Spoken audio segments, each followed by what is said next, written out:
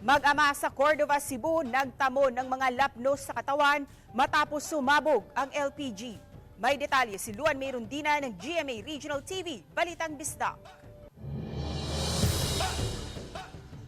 Gabi nitong Lunes, nang bumili ang pamilyang Pugoy ng maliit na LPG tank para may magamit sila sa pagluto ng ulam para sa hapunan. Bago gamitin ang kakabili lang na LPG, naamoy umano ng isang anak na babae ang masangsang na amoy ng LPG. Kaya agad niyang sinabi na ibalik ang nabiling tangke sa tindahan. Kusog man kayo ang pagkahungaw. Kusog yung kayo.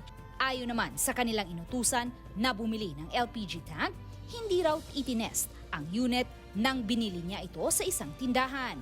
Dagdag ni Alessa nang hindi makita ang inutusang bumili ng LPG tank. Muling pumasok ang amang si Eliezer sa bahay kasama ang 21 anyos na anak na si Prince. Makalipas lang ang ilang minuto, nangyari ang malakas na pagsabog mula sa loob ng bahay.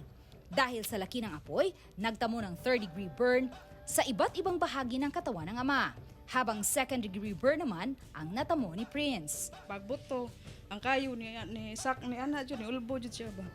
O mao to ang mga digto man mi sa ilang nanay pagkuan kay niuyog jud ang bay.